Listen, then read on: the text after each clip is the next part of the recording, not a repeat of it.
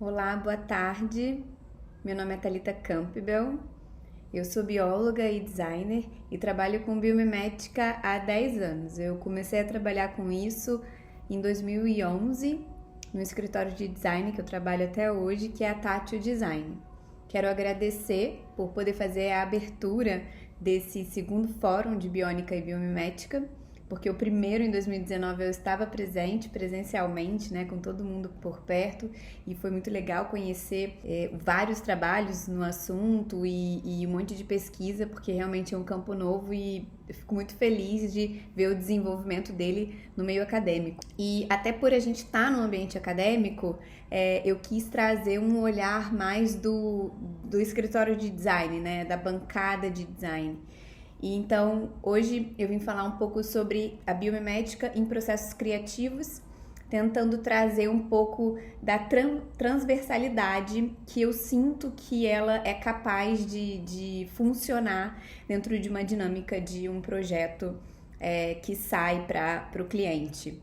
Então, eu vou falar um pouco sobre a minha experiência, vou falar principalmente sobre o meu foco de trabalho, né, dentro da Tátil.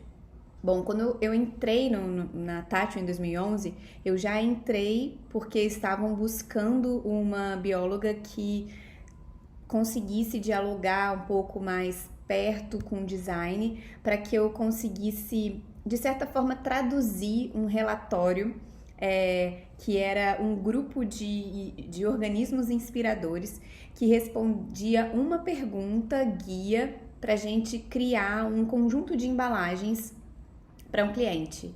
E então eu já entrei num desafio porque eu não conhecia biomimética e eu fui conhecendo no processo, e dentro do escritório a gente acabou criando uma metodologia e uma forma de fazer nova, né? Porque ninguém nunca tinha trabalhado com isso.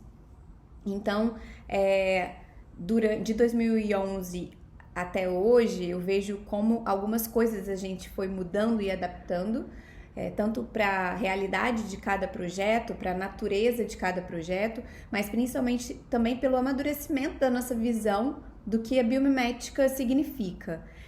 Como a gente está dentro de um fórum de biônica e biomimética, não faz sentido eu dizer o que biomimética significa, né? Porque todo mundo aqui já é especialista no assunto. Então, eu achei que ia ser bem útil a gente ter uma visão mesmo do dia a dia, né? De como isso é aplicado dentro de um escritório. Então, voltando em 2011, quando eu entrei para o escritório de design, a gente tinha esse desafio de criar uma linha de embalagens inspirada na natureza. E aí, eu não participei, nesse caso, já entrei, o projeto já estava, já tinha entrado no escritório, já tinha um briefing definido, e eu não fiz esse momento de receber o briefing do cliente e construir um debriefing, e a partir daí a gente entender melhor o que realmente o cliente queria. Então, eu já entrei para a parte de fazer, né, de trazer para a mesa as inspirações de natureza. Então, como foi feito esse projeto? Porque eu acho que foi um projeto que a gente teve muita liberdade de criação, porque ele era um projeto totalmente exploratório, ele era um projeto piloto. A empresa que fez essa parceria com a Tátil, ela realmente tinha essa vontade de fazer uma exploração criativa através da natureza. Então, a gente tinha muita liberdade para criar embalagens. A gente não tinha uma definição de quais produtos a gente precisava embalar e nem que desafios de embalagem, né? Que demandas de embalagem mais específicas a gente precisava resolver. Era mesmo uma pergunta ampla que era como criar embalagens inspiradas na natureza. E para isso, a empresa contratou o Biomimicry 3.8, né? A empresa da Janine, que já existia, mas ainda era muito diferente do que ela é hoje. Ainda era muito a Janine, ainda como a principal pessoa da empresa, Janine Benyus, no caso que eu tô citando. E então a Tátil e o cliente mandaram para eles uma pergunta guia, e eles geravam um relatório com vários organismos inspiradores para a gente utilizar para um processo criativo. Então, a pergunta enviada foi: como a natureza contém líquidos? e foi interessante porque o relatório que chegou tinha mais ou menos 30 espécies e era um pouco difícil da gente conseguir assimilar todos esses conhecimentos, porque eram respostas às vezes muito microestruturais ou que demandavam a criação de um novo material. Que no caso, essa empresa que contratou a Tátil não era isso que ela queria mais uma solução formal ou com uma tecnologia, poderia ser até uma microtecnologia, mas que não passava ainda por nanotecnologia, que não era para envolver grande maquinário, não tinha o objetivo de desenvolver novos materiais. Então, quando esse relatório veio, a equipe de designer ficou um pouco perdida, não conseguia fazer a leitura desse relatório. E é engraçado porque, nesse caso, eu acho que o problema pode ter sido um pouco a pergunta, sabe? De ter sido uma pergunta ampla demais ou de não ter sido uma pergunta muito específica. Então aí eu acho que já tem um primeiro aprendizado, né? Que eu acho que é o grande aprendizado do design, que é a gente conseguir entender qual é o briefing correto ou entender qual é a pergunta que a gente está precisando responder.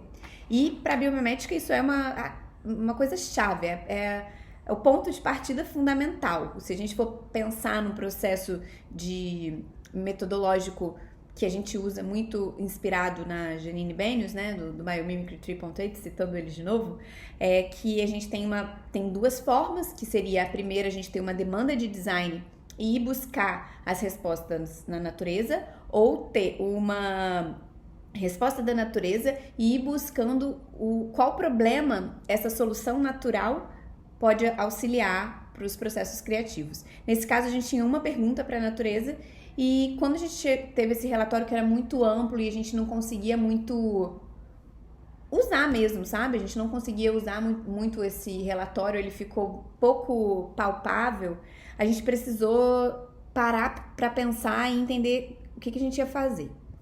Então, o que a gente fez foi tentar segmentar essa grande pergunta, na verdade, segmentar essas grandes soluções que o Biomimicry mandou para a Tátil. A gente tinha a função que a gente precisava resolver inicialmente, que então é como a natureza contém líquidos, e quando a gente viu o grupo de organismos inspiradores, a gente sentiu falta de ampliar essa visão, e aí quando eu entrei no escritório foi mais ou menos isso que a gente fez. A gente pegou esse relatório e começou a esmiuçar ele e a ampliar. Então a gente pegou o grupo, a maioria dos organismos, a gente pegou todos os organismos que a gente recebeu e tentou agrupar eles por características-chave. Então a gente primeiro entendeu, né, que analisou que esse grupo de organismos poderiam ser agrupados e tinham características que respondiam a essa função de como conter líquidos. Então a gente agrupou alguns pela leveza estrutural, que eram organismos que boiavam ou que tinham uma estrutura bem leve, aqueles organismos que tinham alguma característica de descamação, uns que eram segmentados, outros que tinham multicamadas e outros que tinham alguma forma de barreira para a água ou não entrar ou não sair. E a partir dessa segmentação a gente tentou ampliar o nosso corpo de inspiração. Então a gente voltou com essa pergunta-chave de como a natureza contém líquido e essas subcategorias, que nesse caso desse projeto piloto a gente encontrou 6 categorias e começamos a polinizar, né? Polinizar de ideias e trazer mais inspirações para cada caso. Então a gente multiplicou os exemplos de natureza que tinham alguma textura que respondia a uma característica de líquido, outros organismos que tinham alguma parte dele que tinha uma estrutura mais leve ou ele inteiro e assim por diante, em todas as 6 categorias que eu falei anteriormente. E a partir daí a gente começou a ter um repertório muito mais amplo de inspirações para a gente conseguir mergulhar e ir na etapa de fechamento, né? Então a gente fez uma grande, pensando nos grandes triângulos do processo criativo. Então a gente chegou com uma grande pergunta, que era como a natureza contém líquidos. A gente entendeu em algum momento que o conjunto de inspirações que a gente tinha não era o suficiente, então a gente precisou trazer mais inspirações. E a partir dessas inspirações definidas e categorizadas em 6 categorias diferentes, a gente foi fechando, e a partir disso, dessas principais características, foram pontos-chave para a gente fazer a segunda etapa de brainstorming mais focado mesmo no desenvolvimento de embalagens. Nesse projeto estava eu como bióloga, tinham 2 designers de produto, mas depois na finalização, isso na mesa de brainstorming, eram 2 designers de produto, mas Fred Gelli e Felipe Aguiar, que são os nossos diretores de criação, e a princípio o time foi esse. E depois no desenvolvimento do projeto entrou mais um designer de produto para finalizar todos os renders, porque no final das contas a gente conseguiu chegar a mais de 20 soluções entre produtos e embalagens que eram inspiradas na natureza. Então esse foi o primeiro projeto que eu entrei e o primeiro projeto que a casa, né, a Tátil Design teve com foco realmente em biomimética para projeto de produto. Bom, e aí, né, onde está a transversalidade da biomimética nisso? Realmente, nesse projeto, a biomimética ela entrou, acho que de uma maneira mais clássica, que quando eu comecei a ler e estudar sobre biomimética, era o lugar que ela entrava. Ela entrava recebia o briefing, e aí sentava junto da mesa de design, né, dos designers, para um processo de brainstorming, trazendo luz para resolver um problema que sempre está relacionado a uma função específica, que no caso seria conter líquidos, né, embalagens. Nesse projeto a gente teve essa liberdade de ampliar um pouco isso e de também trazer ideias de produtos ou trazer alguma ideia de interação do produto com a água. Foi um projeto bem interessante. Mas ao longo desse tempo que eu trabalhei lá, eu acho que o conceito de biomimética que eu conheci no início foi se ampliando. Tanto o que eu conheci quanto os trabalhos também na área, foram surgindo várias outras pessoas que trabalham com isso, desenvolvendo novas formas de olhar para a natureza e se inspirar, muito além da forma e de estrutura, né? Até com um pensamento estratégico, com um pensamento até mais filosófico. Então, a partir desse momento que a gente foi amadurecendo a visão de biomimética dentro do escritório, eu acho que a atuação e o olhar para a natureza, ele começou a ser muito mais transversal. Então, alguns projetos entraram na casa, como, por exemplo, a gente pensar numa nova forma de fazer negócios.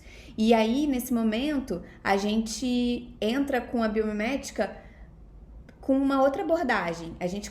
Eu comecei a trabalhar com redatores, com estrategistas, trocando ideia com outros campos do conhecimento, trazendo especialistas em economia, trazendo pessoas que trabalham com finanças.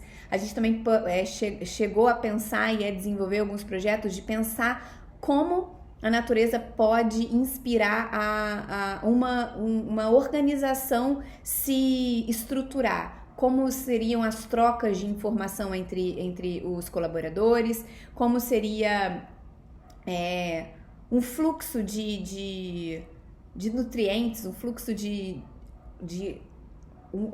nutrientes e de informações e de demandas mais horizontal, inspirado também em organismos da natureza. E a partir desse momento, quando a gente começa a ter essa visão mais ampla da biomimética, a gente vai contaminando todas as áreas da empresa e vai contaminando um pouco o pensamento de todo mundo. É aquela coisa que uma vez que você viu, fica muito difícil você não ver mais, né? Quando você desperta o seu olhar para a inteligência da natureza, você não consegue voltar atrás mais. Então, com o tempo e com toda a equipe se envolvendo cada vez mais nos projetos de biomimética, quando um projeto entra na casa, a pessoa que está lá na ponta, no atendimento, na recepção daquele cliente, ou até no momento da prospecção, ela já consegue identificar que aquele projeto tem alguma coisa que possa aprender com a natureza, né? Porque se a gente for parar para pensar, qualquer projeto pode se beneficiar da biomimética. Porém, na vida real, na realidade dos clientes, ou até no fluxo mesmo do escritório, ou até no volume de trabalho e na natureza de cada projeto, a gente tem um pouco de... A gente faz um filtro nisso e tem alguns projetos que realmente não cabem esse olhar ou até pelo tempo não consegue passar por todo o processo metodológico da biomimética. Então, quando o projeto entra na casa, a pessoa que está na ponta, né, o executivo de conta, o gestor do projeto já me aciona. E aí eu já começo a participar de todas as etapas do projeto, desde a recepção do briefing, né, do que a gente chama de kick-off, esses nomes todos em inglês do marketing, do design, mas nessa primeira reunião de kick-off, que a gente ouve o cliente, até para essa parte de ouvir o cliente é muito importante, porque geralmente o cliente tem uma visão do que ele precisa, do que ele espera que a gente faça e responda, mas na verdade, quando a gente escuta ele, a gente consegue perceber às vezes que as necessidades dele, ele mesmo não está conseguindo explicar verbalmente, mas a gente consegue entender qual que é melhor, qual que seria o briefing e qual seria essa pergunta para a natureza, né? Então, a partir desse momento, quando a gente consegue entrar, o biomimeticista, ele consegue entrar no início do projeto e ouvir o cliente, ouvir a necessidade do cliente, eu acho que o projeto flui muito melhor. Então, nesse momento, a gente consegue ouvir a necessidade, já destaca a pergunta-chave, ou para depois a gente descer numa função. E aí ele entra a gente já consegue pensar em que tipo de equipe a gente vai formar para esse projeto, se eu vou precisar de algum apoio para fazer pesquisas mais aprofundadas, porque tem alguns projetos que eu preciso de outro olhar, de mais um biólogo ou de algum outro especialista. Tem alguns projetos que de cara, assim, teve alguns projetos, principalmente nesse âmbito mais de inspiração, que não vira produto, né, vira mais um conceito. A gente já chamou imunologistas, programadores, executivos, tudo pra gente colocar, e isso, todos esses executivo e programador e imunologista, no caso, a gente jogou todo mundo na mesma mesa, no mesmo papo, porque era um projeto que a gente queria ouvir essas diferentes visões para conseguir fazer essas conexões da inteligência da natureza com a inteligência humana, né? Então, nessa parte, quando a gente consegue entrar desde o início, o biomimeticista consegue entrar desde o início no projeto, a gente consegue traçar as necessidades e entender quais especialistas a gente precisa colocar na mesa. Aí, quando a gente vai para a etapa de criação também, a biomimética, ela traz todo o suporte de inspirações da natureza, tanto de forma, função, estratégia, organização. Então, depende da natureza do projeto. Se é um projeto de produto, a gente fica muito mais ligado em forma, em estrutura, em padrões de crescimento, em texturas, em nanotexturas, em microtexturas, em caixes, no que é desmontável, no que tem muitas camadas, em tipos de materiais diferentes. Então tem mais aquela inspiração de forma. Quando a gente pensa num projeto de comunicação visual, a gente pensa mais em cores, contrastes, formas também, mas pensando mais em forma 2D. Claro que também pode fazer uma forma 3D, por exemplo, como a gente tem o nosso case incrível da casa, que é o projeto da marca olímpica e paralímpica, que eram marcas em 3 dimensões. E também a gente pode ter um projeto mais estratégico, que a gente não olhe para a natureza mais na forma que ela se organiza, como ela se comunica, quais são os padrões que um ecossistema ou que um conjunto de organismos respondem, se eles são interdependentes, se eles promovem interações, se eles têm alguma forma de hierarquia ou se eles têm horizontalidade, que tipo de conexões eles têm, que tipo de interações eles têm, se eles são competidores, se eles são cooperadores, se eles vivem juntos como seres simbióticos, ou se eles têm uma ótimo processo de colaboração, mas conseguem viver separadamente. A gente começa a entender, e esse aprofundamento vai depender de que tipo de projeto entrar na casa. Nesses projetos mais estratégicos, eu trabalho diretamente em parceria com a equipe de estratégia, muito também com o pessoal, com os redatores, e E na entrega final também, geralmente, a gente chega até o ponto de contato com o cliente, tanto para defender o projeto, defender a ideia, mas principalmente para a gente levar o argumento da biomimética e de que a natureza é uma grande fonte de inspiração. Eu trouxe um pouco de alguns projetos que a gente fez na casa, explicando, tentando mostrar um pouco como a gente consegue ter essa variedade de aplicações da biomimética dentro de um escritório de design. Um ponto que eu acho muito importante de ser dito é que o cliente geralmente não chega pedindo um projeto de biomimética. A gente tem alguns clientes que já chegam com essa demanda, com essa solicitação e com esse desejo da gente olhar para a natureza para resolver esse case de design, né, para construir esse projeto com esse olhar, mas a maior parte dos projetos que entram na casa, a gente que verifica que tem uma frente, que tem uma entrada dessa abordagem com o cliente. Então, isso eu acho legal dizer, porque quando a gente para pensar na realidade, na aplicação da biomimética, eu acho que não tem como ficar muito nesse romantismo de ficar esperando o cliente pagar essa conta, né? A Tátil Design, ela tem essa visão como foco, né? Como cerne do escritório. Foi assim que, foi olhando para a natureza que o Fred Gelli, junto com o Gustavo e a Patrícia, criaram a Tátil. Então, esse legado de ter isso como valor é realmente um diferencial. Então, não tem como também a gente dizer que, nossa, os clientes querem muito biomimética. Ainda é um tema muito novo, a gente ainda precisa defender isso junto com os CEOs, junto com as equipes, os gestores de projeto dos clientes. E um ponto interessante a ser destacado é que quando a gente faz uma entrega com essa inspiração na natureza, quando a gente olha para a natureza para resolver algum problema do cliente, mesmo que ele não tenha essa demanda inicial de seguir e passar por uma metodologia de biomimética, é que geralmente as soluções elas trazem mais valor do que o esperado, né? Então, quando a gente pensa numa embalagem, por exemplo, a gente pode entregar uma embalagem linda que seja monomaterial, mas a gente também pode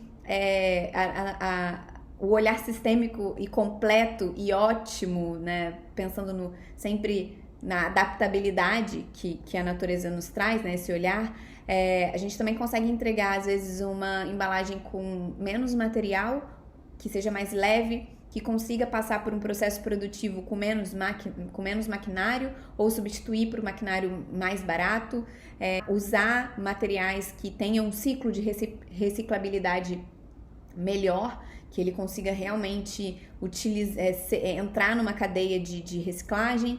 E além de toda essa beleza e encantamento que já vem por natureza, da natureza, né?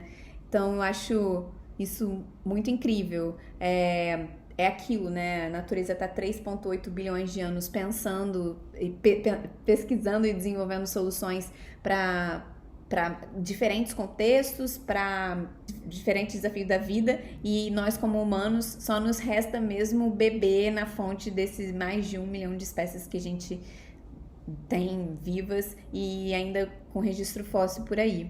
É isso, espero que o evento seja incrível e que a gente continue nessa busca de desenvolver nosso olhar atento para todas as belezas, tecnologias e inteligências que a natureza deixou pra gente, e que a gente siga nessa busca e que esse campo cresça cada vez mais. Obrigada e até mais!